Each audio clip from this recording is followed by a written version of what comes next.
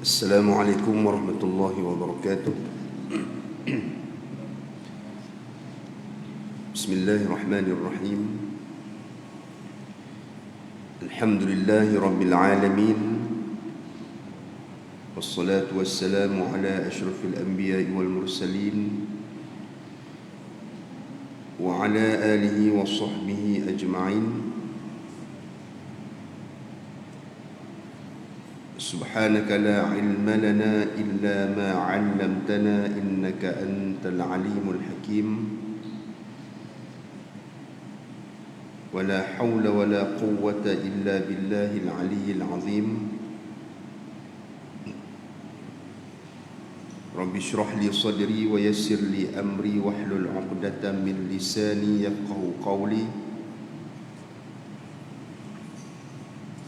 Rabbi yassir wa la tu'assir, Rabbi tamim bi khair.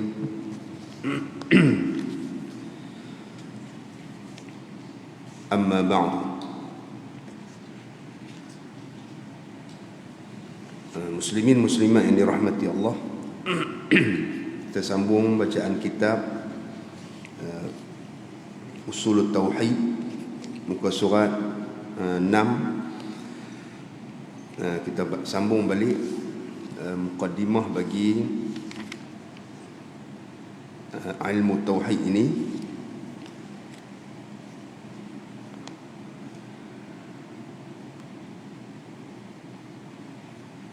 Tuan-tuan tengok baris yang ke-6 dari bawah ni.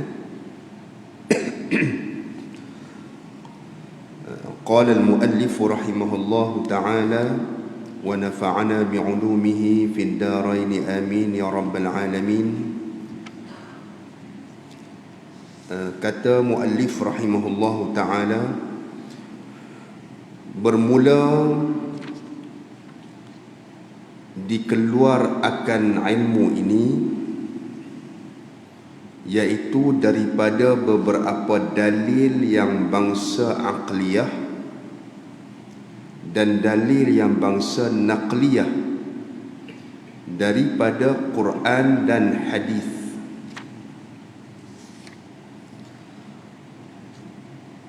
Baik. Kemudian sumber bagi ilmu tauhid, ya, sumber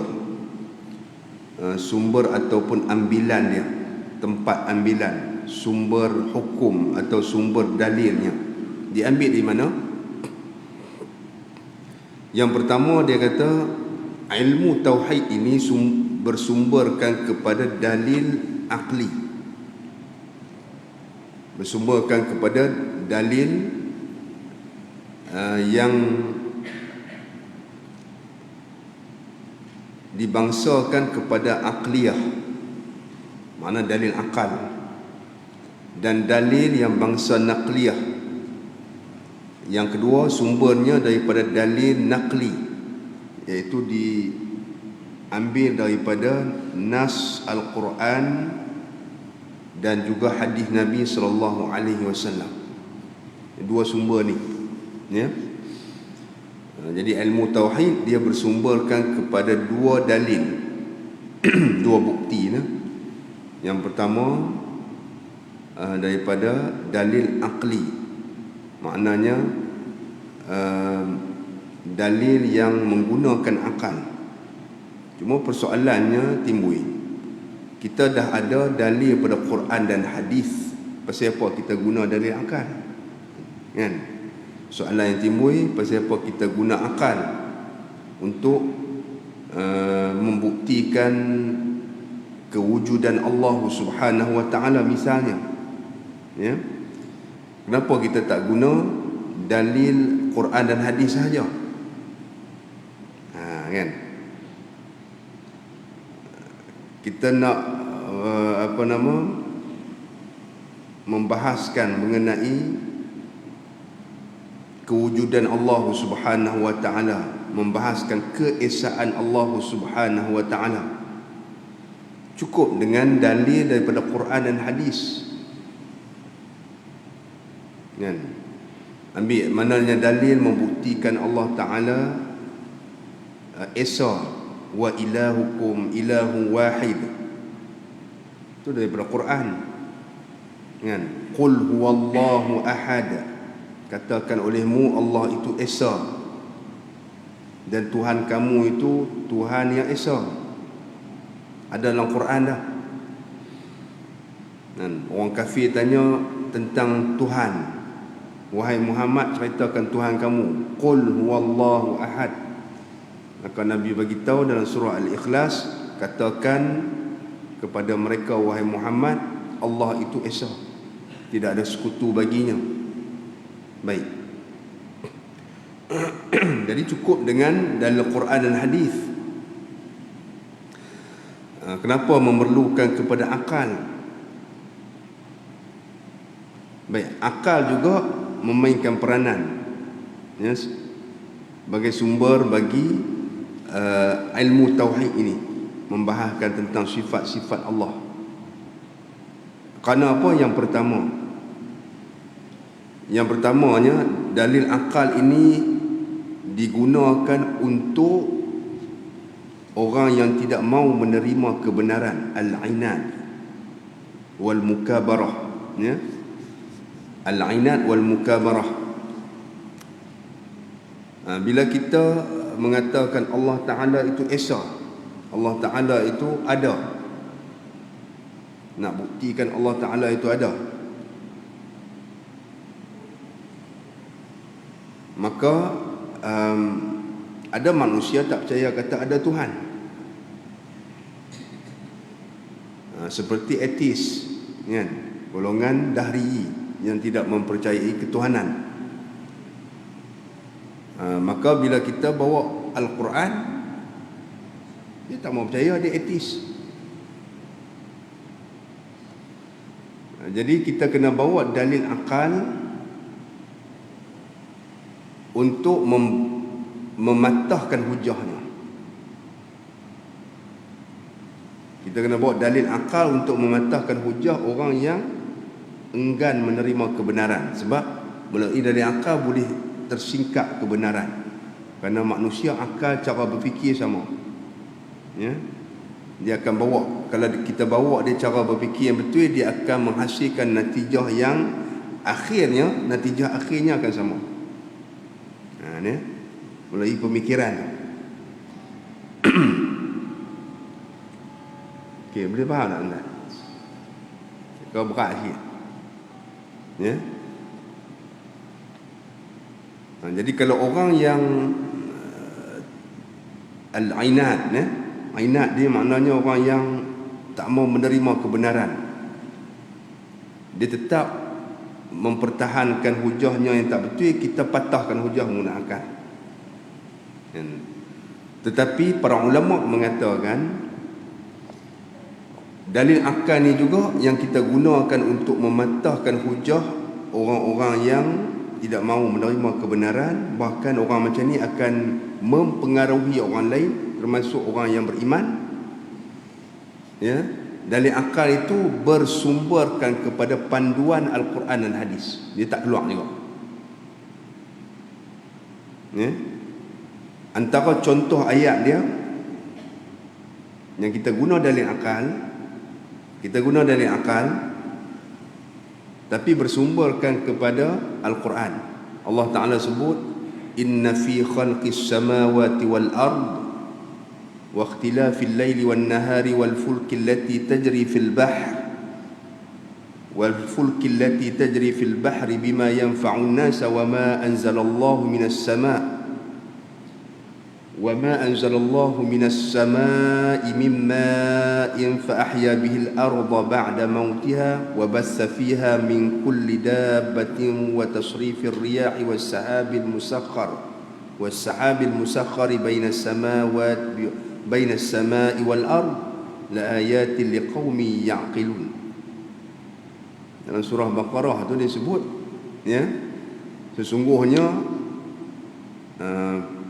pada penciptaan langit dan bumi dan perubahan malam dan siang dan bahtera yang berlayar di dalam lautan dengan apa yang diambil manfaat oleh manusia dan apa yang Allah Ta'ala turunkan dari langit daripada air hujan, maka Allah Ta'ala menghidupkan bumi dengan air tersebut setelah kematiannya, yakni Allah Ta'ala menghidupkan bumi, menyuburkan bumi yang kering kontang dengan air hujan yang diturunkan dari langit, ya. Dan Allah Ta'ala tebarkan pada muka bumi ini setiap binatang hayawan yang bertebaran di muka bumi dan perubahan angin, ya, tasrifir riyah, perubahan angin yang berlaku di alam ini, kan? Angin macam tempat kita 6 bulan daripada timur, 6 bulan daripada barat, ya. Lah kita nak masuk timur dah, kita dah hujung monsun angin barat, akan mai angin belah timur pula. Tu tasrifir riyah, kan? Kita tengok tiap-tiap waktu. Kadang-kadang mai daripada utara angin tu, kadang-kadang mai daripada selatan. Was-sahabil musakhkhari bainas samai wal ard, dan juga awan yang dimudahkan oleh Allah Ta'ala, ya, kepada makhluk ini di antara langit dan bumi. Awan tu duk, ya, yang membawa hujan. Ini semua dia kata tanda-tanda bagi orang yang berfikir. Nampak di akhir ayat, ya, di akhir ayat disebut tanda-tanda bagi orang yang berfikir, bukti bagi orang yang mempunyai akal. La ayatil liqaumi ya'qilun, ya. Jadi ayat yang ditandalah bukti bagi orang yang berfikir. Langit dan bumi yang diciptakan, perubahan malam dan siang, bahtera yang berlayar di tengah lautan yang manusia ambil manfaat dengannya, hujan yang Allah turunkan dari langit yang menghidupkan bumi yang tidak subur, dan bertebaran di dalam muka bumi itu segala hayawan, kan, binatang. Allah Ta'ala hantar ke tempat bumi yang subur tu. Suburnya bumi, ada tumbuh-tumbuhan, adalah binatang di situ. Kemudian angin berubah, kan? Kita panggil apa? Monsun, kan? Berubahnya angin. Awan yang digerakkan oleh Allah Ta'ala ke tempat tertentu untuk menurunkan hujan yang duduk di antara langit dengan bumi. Ini semua tanda-tanda bagi orang yang berfikir. Dia tengok benda hak berlaku ni, dia kena fikir. Fikir ni makna dia kena cari. Dia tengok tang mana, tang perubahan yang berlaku. Dia kena mengkaji.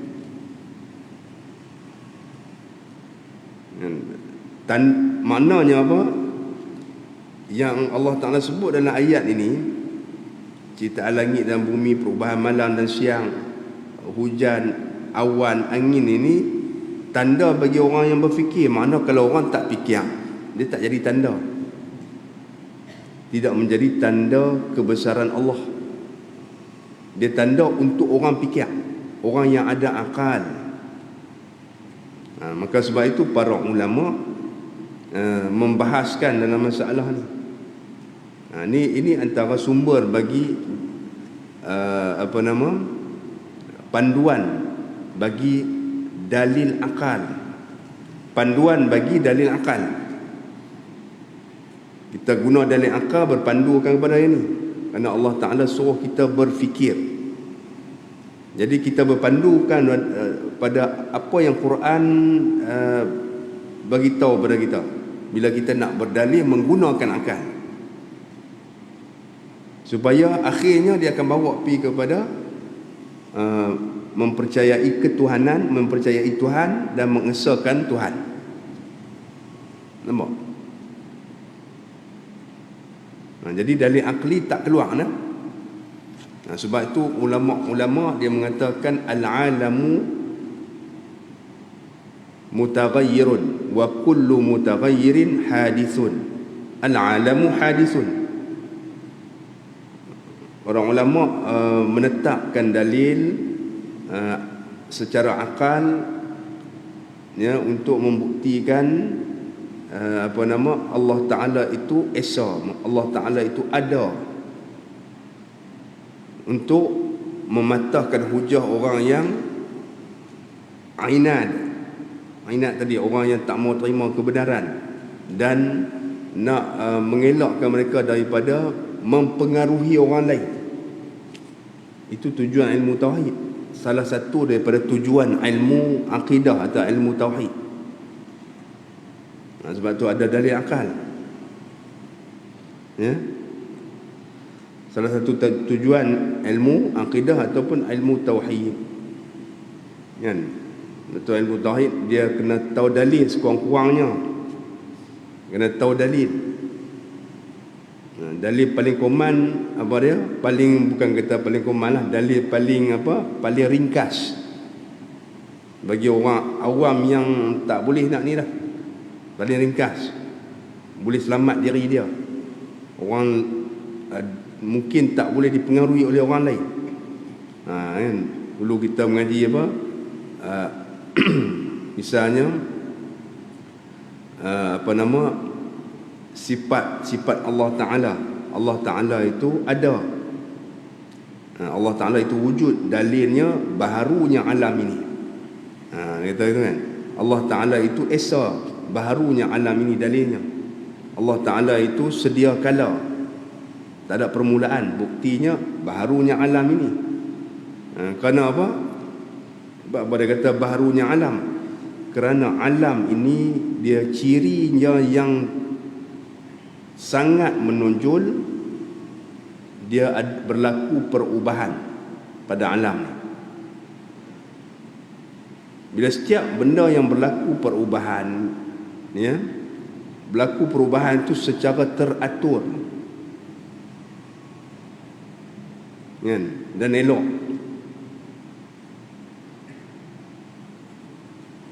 Dan contoh macam ni tuan-tuan, tuan tak faham lagi, ya. Tengok mekanisme, macam mana mekanisme. Saya tunjuk tahu mana kipas ni, kipas besar nampak atas ni, tuan tengok kan. Jadi kipas ni dia bergerak, berpusing, kan. Dia berpusing, kan. Dia berpusing, maknanya ada perubahan berlaku, dia digerakkan oleh motor dia dalam tu, ya, dia ada gigi, ada motor pun, dia pusing, kan. Kemudian motor tu digerakkan melalui tenaga elektrik. Kemudian dia ada dalam tu dia kawal pergerakan dia, kan. Kalau tak kawal lagi, dia tu dia lajunya tu, dia laju sungguh jadi helikopter, habis terbang kita ni. Kipas kalau besar ni, kalau kelajuan dia bubuh laju, tuan-tuan agak macam mana? Kita ni terbang, kan. Masjid ni jadi helikopter.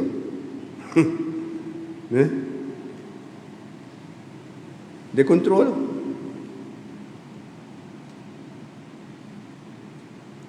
Jadi kita tengoklah satu ciptaan yang hebat berlaku di sini, kan. Bila kita tengok kipas ni, Kita tengok kenderaan kita, kan? Macam mana mekanisme kenderaan kita, tayar kereta, kita start enjin, start kereta kita, kemudian dia bergerak, kan? Dia bergerak. Kita pergi tengok dalam enjin tu, dengan benda ni pusing, tak kira benda ni jalan pula, lepas tu hak ni jalan. Semua memainkan peranan secara teratur, kan?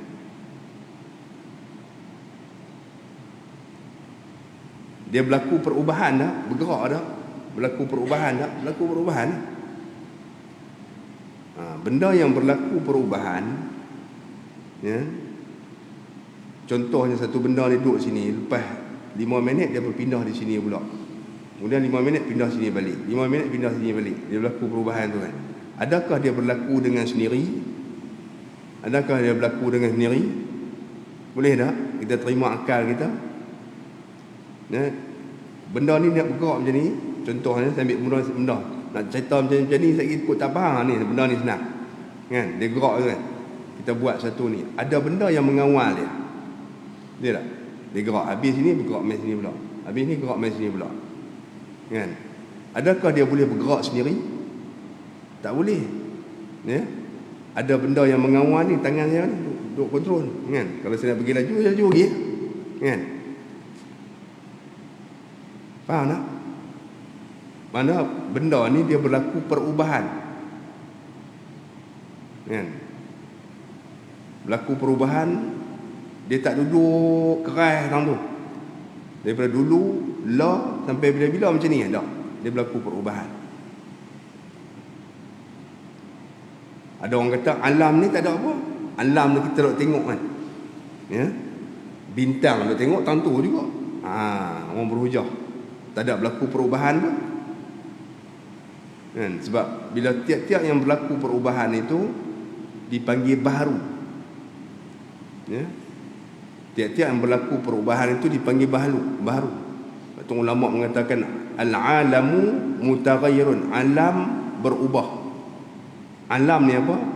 Setiap benda yang bukan Allah Ta'ala itu dipanggil alam. Kita ni alam, mikrofon ni alam, langit alam, kipas tu alam, bumi alam, matahari alam, ya. Itu istilah dia, ya. Alam yang kita guna ni secara biasa,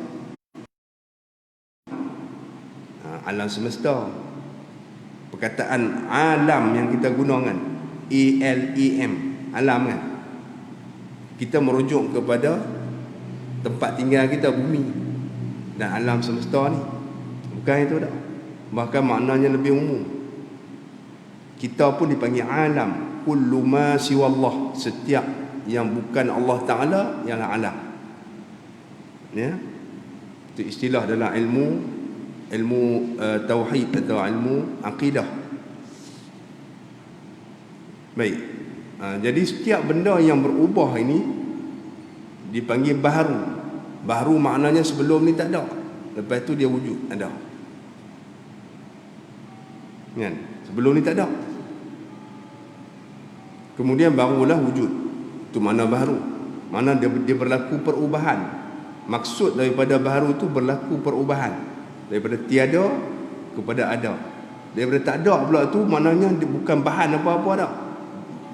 Selalu yang kita tengok yang berlaku di dalam dunia ni, satu bahan berubah jadi bahan lain. Contohnya kayu ubah jadi rumah, pokok di hutan tu ubah jadi rumah. Orang pergi tebang, belah apa semua kerat, lepas tu tukang mai buat jadi rumah. Itu contoh paling mudah, tuan-tuan, ya. Tidak ada dalam dunia ni bahan tu, satu benda tu jadi tanpa menggunakan bahan. Contohnya mikrofon ini, kita boleh buat tanpa menggunakan bahan, daripada kosong jadi dia. Tak boleh buat. Mesti cari besi, cari plastik, bahan plastik, bahan petroleum, besi, kena ada tembaga, ada lagi lah macam-macam, kan? Yang bahan-bahan yang kita gali daripada dalam bumi untuk buat benda ni. Boleh tak kita buat tak cari bahan apa? Tak boleh, kan? Tak boleh buat. Tuan tak faham no? Boleh faham tak? mengaji tauhid macam ni. Mengaji tauhid dia kena guna akal. Nama apa guna akal? Kan? Sebab bila orang tak berhujah dengan kita tak apa, bila orang berhujah dengan kita tak boleh jawab. Kan? Sekurang-kurangnya kita tak boleh jawab pun kita boleh mempertahankan hujah kita, dan tidak dia boleh dipengaruhi oleh dia, oleh orang lain yang nak merosakkan akidah kita sekurang-kurangnya. Okey. Tak apalah, saya tak mau perinci dalam sangat. Tak mau dalam sangat. Cuma nak beritahu apa? Dalil akal ni dia berpandukan kepada Al-Quran. Yang pada Al-Quran dia bagi panduan macam yang tadi. Ayat ini yang kita bacakan tadi ni, dia nak tunjukkan, nak beritahu kepada kita berlaku perubahan pada alam ni secara teratur dan sangat elok perubahan dia. Maka sudah pastilah, contoh kita katakan tiap-tiap tahun negara kita ni angin akan berubah daripada timur betul mai barat. Kita tahu dah, mai bulan 1 dia timur, lepas tu sampai bulan 6 dia akan mai ni balik. Contoh dia bulan 6, 7, 8, 9 tu mula nak mai angin sebelah barat pula. Kalau tanya orang pilot, dia tahu, dia pandai. Kita ni duk tak nak duk perhati, bukan kerja kita kan. Tapi orang duk pergi laut, orang duk pergi cari ikan di laut tu, nelayan dia pun tahu angin-angin macam mana. Oh, dia pun tak tahu angin ke. Bukan pakai layak, tak pakai layak pun dia pun pakai enjin bot pun angin kena ambil kira. Angin dia sepak sekali, habis kita. Bot kecil, kapal besar pun dia sepak angin. Kan? So kata bot kecil. Jadi kita tengok perubahan tu berlaku secara teratur dan elok. Kan? Tentu ada orang yang mengatur. Kan? Tentu ada yang mengatur. Dia tak boleh ni.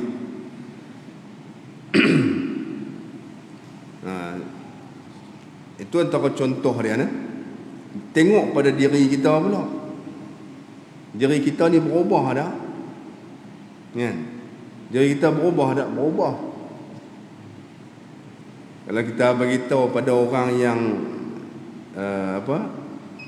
tak apalah, kalau orang yang cerdik pandai ni, dia mengaji tinggi apa semua kan, kita abang kata tengok diri kita berubah kan. Dulu daripada muda jadi tua, lepas tu mati kan. Tu mana tanda ada Tuhan? Dia tak percaya. Ya. Kita abang macam tu, dia tak percaya.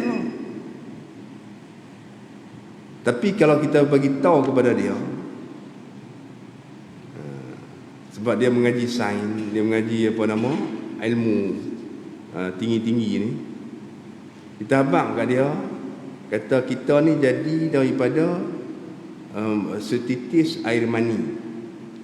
Kemudian daripada setitis air mani dia jadi kepada, dia berubah kan, menjadi segumpal darah.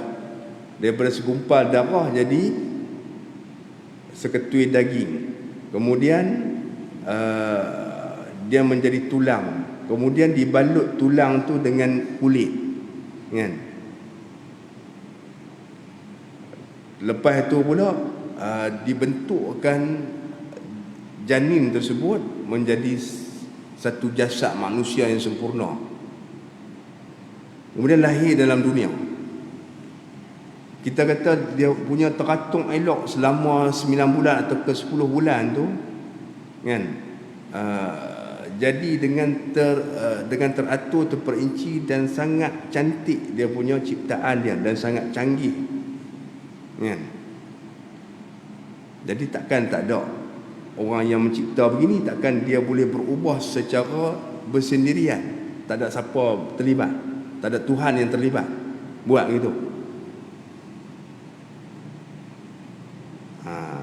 Yang tu mungkin dia akan berfikir balik, sebab ilmu hak dia mengaji pun macam tu juga. Cuma ilmu mengaji dia tahulah dia ni jadi begini, lepas tu berubah pula daripada air mani lelaki bercampur dengan benih perempuan, kemudian jadi besar, dia bila terkumpul dia akan bentuk satu dia akan bergabung, ya, sel bergabung di situ, kemudian dia akan pecah, kan? Dia akan jadi satu sel, kemudian pecah 2, kemudian pecah 4, kemudian pecah 8, lepas tu pecah, dia akan jadi embrio, kan? Lepas tu dia kuih besar. Kita bagi dia fikir petik sikit, kan? Takkan dia boleh jadi sendiri macam ni, kan? Daripada ayak, kalau kita buat benda, kan? Kalau kita nak buat satu benda, contoh kita nak buat meja ni, boleh tak kita ambil satu lidi kecil, kan? Dia akan berkembang jadi besar ni, kita susun. Boleh tak? Tak boleh, kan? Tak. Contohlah, saya ambil tisu ni besar ni lah, kan? Besar ni ya. Boleh tak dia berkembang? Tak boleh. Selalunya kalau kita nak buat jadi besar, kita kena, contohnya kita nak buat meja ni kata papan, kita kena cari papan ni, susun kan. Kena tambah lagi bahan. Tapi manusia dia tak jadi macam tu. Manusia dia tak tambah bahan, dia berkembang. Daripada 1 dia jadi 2, dia besar. Lepas tu tulang main mana? Daging main mana? Darah main mana? Daripada ayak mani tu main mana? Daging, darah apa semua. Kalau kita tanya dia balik, orang yang tak mau terima ni ketuhanan ni, Tuhan ni, dia akan fikir, dia akan balik fikir, esok dia main, dia kata cerita sikit bab Tuhan, daripada asal tak jadi Tuhan, esok dia percaya Tuhan. Itu guna je dalil akal, ya? Guna dalil akal. Dan itulah yang ulama-ulama kita bahaskan, ya, menggunakan dalil akal ni, berpandukan kepada Al-Quran.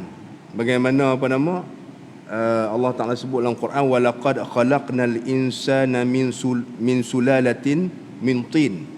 Sesungguhnya kami ciptakan manusia itu daripada pati tanah.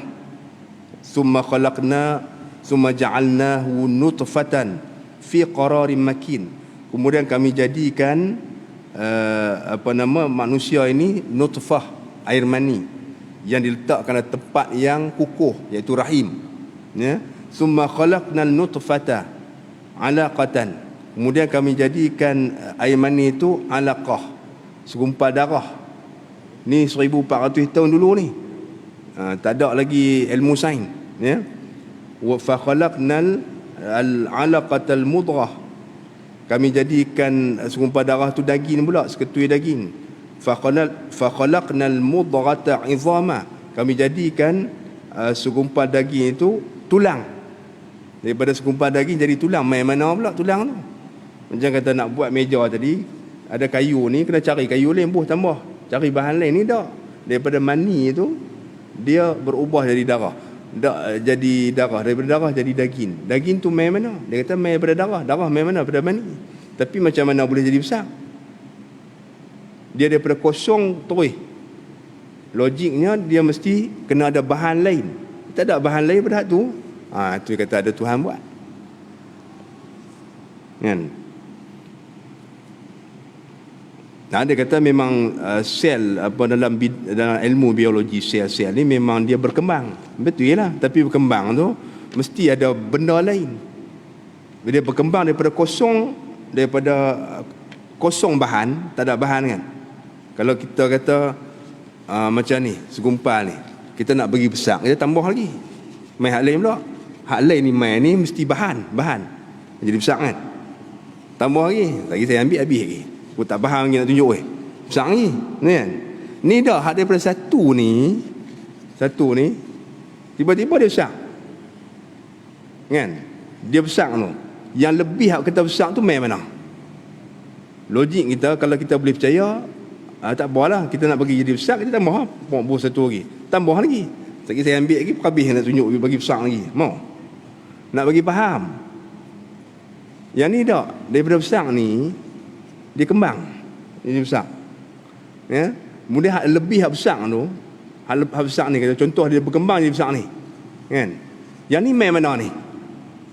Daripada kosong, dia kosong bahan jadi ni. Yang ni yang kita nak tanya. Tanyalah ahli sains mana, doktor mana pun dia tak boleh jawab ni. Dia pandai cerita dia punya mekanisme perubahan aja. Kemudian apa dia bahan ada dalam tu itu dia pandai. Atau apa dia nak hack dalam tu. Dia tak boleh cerita ni main mana. Kan, kalau tanya puak-puak ahli sains ni, kalau tanya dia kata ni bid'ah, tanya hak ni kata. Ya? Bid'ah dia kata jangan tanya. Salah besar. Undang-undang tak boleh. Pasal dia tak boleh jawab. Betul tak? Dia tak boleh jawab. Okey. Sebab tu dalam Quran Allah sebut gitu, fakasawna al-'izama lahma, kemudian kami balut tulang tu dengan daging pula. Daging tu main mana pula? Tiba-tiba main daging. Kan? Orang putih duk teropong tengok, kan? Perkembangan janin ataupun embrio, kan ni panggil. Dia kuih besar. Depa depa kata hebat dah. Tapi kita bukan nak tengok tu tentang barang tu main mana, bahan tu. Tiba-tiba main jadi tulang takkan daripada ayak jadi keras. Kalau kita boleh buat itu bagus. Sebab tu dia sampai hari ni manusia tak boleh buat manusia. Manusia hanya boleh mengubah bahan saja. Paling hebat pun depa nak kelun. Kelun tu dia ambil hak tu jugalah. Cuma dia copy photostat. Kan? Kita mau buat daripada kosong, tak ada apa, tak ada bahan, kita buat macam ni. Tak boleh buat. Manusia tak boleh buat. Manusia tak boleh buat. Tu yang kata dalam kitab kata dikeluarkan kita daripada Adam kepada wujud tiada pada ada. Tu maksud dia. Dibuat daripada tak ada bahan dan alat. Kita buat kalau benda yang dibuat daripada bahan dia tanpa bahan, kan, dibuat orang putih kata apa, orang kata from nothing, betul kan? From nothing tak ada apa, daripada kosong kepada ada. Mana boleh buat? Dia mesti ada bahan mentah, kan? Itu dalam Quran diajak macam tu. Maka ulama menggunakan akal ni, berpandukan kepada ni lah. Tengok pada manusia berlaku perubahan pada dirinya, menunjukkan manusia ini dengan ciptaan yang hebat, kan? Berlaku perubahan semenjak daripada setitik air mani sampailah keluar ke alam dunia ni. Bagaimana dia punya ciptaan, takkan tak ada pencipta dia yang hebat, yang mengatur dia, yang menjadikan manusia sebegini rupa, kan? Baik. Kalau daripada dalil Quran dan hadis tak apalah, tu banyak, kan? Dalil Quran dan hadis berkenaan dengan ilmu ni, sumber bagi ilmu ni, yang ada akal tu.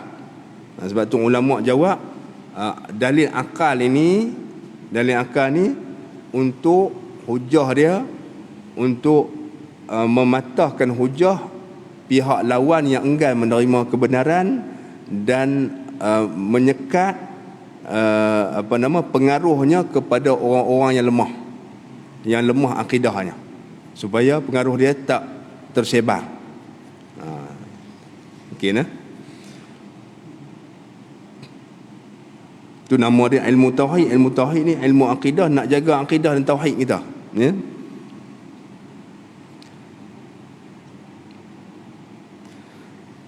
Bermula hukum syarak pada menuntut ilmu ni. Apa hukum kita menuntut ilmu tauhid? Iaitu wajib aini atas tiap-tiap mukallaf. Ilmu tauhid, ilmu akidah ni hukum dia fardu ain, tuan-tuan. Bila kata fardu ain ni, berdosa kalau kita tinggal. Macam sembahyang lah. Sembahyang hukum dia apa? Fardu ain. Sembahyang Jumaat fardu ain juga. Kita tinggal berdosa. Semua orang kena buat. Sembahyang waktu fardu ain. Ilmu tauhid pun fardu ain, kerana zaman kita di hari ini kita terdedah kepada maklumat yang salah dan tak betul tentang ketuhanan. Kita terdedah kepada dipanggil syubhat. Syubhat ni maknanya maklumat-maklumat yang boleh mengelirukan kita tentang ketuhanan, yang dibawa oleh pihak-pihak tertentu. Ya, lah ni teruklah zaman kita ni. Baik. Tujuan dia untuk menyelamatkan akidah kita, supaya kita tidak menganggap Tuhan itu secara yang salah, atau kita memahami Tuhan itu secara salah. Itu penting nah. Kadang-kadang boleh menyebabkan kita mensyirikkan Allah. Maka sebab bahayanya perkara ni, perkara akidah ni wajib. Ulama mengatakan wajib kita kena belajar. Kan? Dalam Quran kata fa'lam annahu la ilaha illallah. Kan? Ketahuilah, yakni belajarlah sampai kamu memahami dan mengetahui tiada Tuhan yang sebenar melainkan Allah. Baik.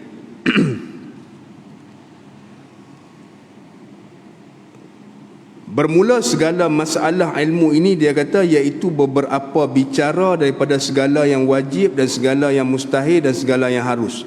Ilmu akidah ataupun ilmu tauhid ini, apakah isi kandungan dia? Isi kandungan dia bicara segala perkara yang wajib bagi Allah. Ini kita kena tahu. Semua perkara-perkara hak wajib bagi Allah Ta'ala ini merupakan sifat-sifat yang wajib bagi Allah, yang kita boleh kenal Allah melaluinya. Dengan kita kenal Allah Ta'ala melalui sifat yang wajib ini, maka akan hilanglah perasaan syak dan juga perasaan waham, tidak yakin dalam hati kita tentang ketuhanan. Kerana sifat inilah memperkenalkan kita kepada Allah. Sifat inilah memperkenalkan kita tentang siapakah Allah. Dan akan menghilangkan anggapan-anggapan yang salah tentang Allah Subhanahu wa ta'ala. Sifat tu. Sifat itu disebut dalam Quran dan hadis. Dia panggil sifat-sifat yang wajib bagi Allah. Dan setiap sifat ini menolak dan membatalkan fahaman-fahaman akidah-akidah yang bercanggah, ya, dengan konsep tauhid itu sendiri, dan juga akidah ahli sunnah wal jamaah. Baik. Dan juga segala yang mustahil. Perkara yang mustahil ni perkara yang dikira lawan bagi sifat yang wajib. Contohnya kita kata Allah Ta'ala itu ada sifat sami'un basirun, kan?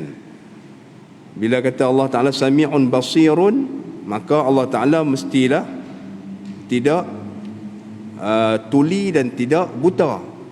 Itu benda mustahil tu, buta dengan tuli tu.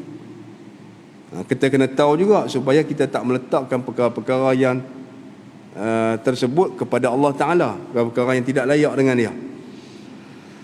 Dan juga perkara yang harus, ya, segala perkara yang harus bagi Allah Ta'ala. Baik. Itu dia panggil apa? Isi kandungan yang terdapat dalam ilmu tauhid ni. Perkara yang wajib, mustahil dan yang harus bagi Allah dan juga bagi Rasul, dua perkara. Baik, inilah 10 perkara yang dinamakan dinamakan orang akan dia mabadil asyarah. Artinya beberapa permulaan yang 10 perkara ni. Baik. Jadi 10 benda yang disebutkan pada mukadimah kitab ini dipanggil perkara asas tentang 10 perkara asas tentang ilmu tu. Ya, setiap ilmu dia ada mabadil asyarah.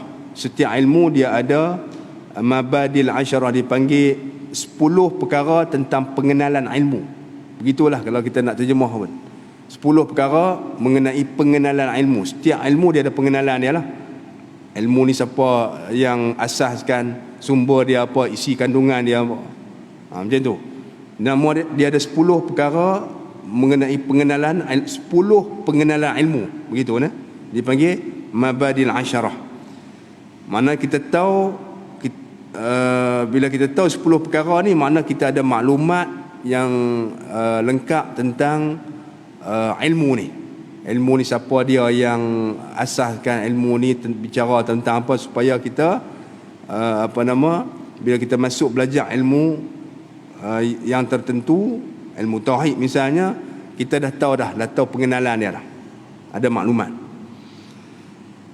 Semua ilmu dia ada mabadil asyarah ni. Tak dapat tiadalah bagi tiap-tiap orang yang hendak masuk bicara pada satu ilmu, hendaklah ia ketahui dahulu daripada masuknya kepada ilmu tersebut akan ini mabadi yang 10. Bagi itu ilmu tu. Dia kata bagi setiap orang yang nak membicarakan satu-satu ilmu, dia kena tahu 10 pengenalan ilmu ni dulu, supaya ilmu yang dia belajar nanti dia ada pengetahuan yang awal, dan sebelum dia belajar ilmu ni ada dia kenal siapa dia orang yang buat ilmu ni. Dia tahu kita duk belajar ilmu apa ni, benda apa tujuan belajar ilmu ni. Jadi dia panggil pengenalan tu, supaya bila dia belajar ilmu ni dia dapat gambaran yang lebih jelas lagi. Baik. Kemudian dia kata bermula dalil yang menunjukkan akan wajib kita ketahui ilmu tauhid, iaitu firman Allah Ta'ala. Kemudian baru nak membahaskan tentang apakah bukti hujah wajib kita kena belajar ilmu tauhid. Ini dia akan bagi tahu nah. Okey dah, saya rasa cukup sekadar itu dulu pagi ini ya. Mudah-mudahan perkongsian dan pengisian kita pada pagi ini memberi manfaat kepada kita dan dapat menambahkan pengetahuan, ilmu pengetahuan kepada kita, insya-Allah. Dan insya-Allah kita akan sambung kuliah kita minggu ya. Insya-Allah kita akan sambung kuliah kita setelah dimaklumkan oleh pihak berkuasa negeri. Saya nak kata tak tahu kan. Ni tuan-tuan tunggulah. Mungkin ada penangguhan kuliah ke, saya tak pasti.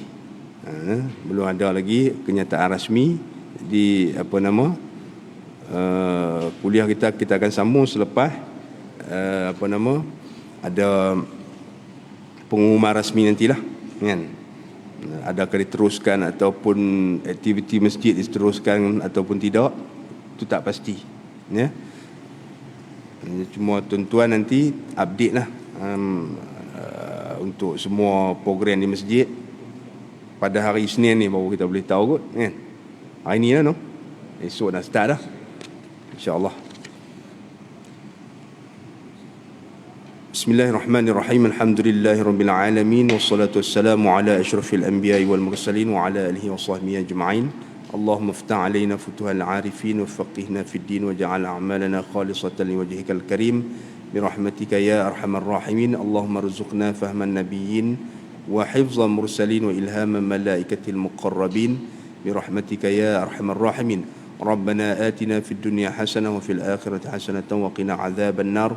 وصلى الله على سيدنا محمد وعلى آله وصحبه وبارك وسلم. الحمد لله رب العالمين.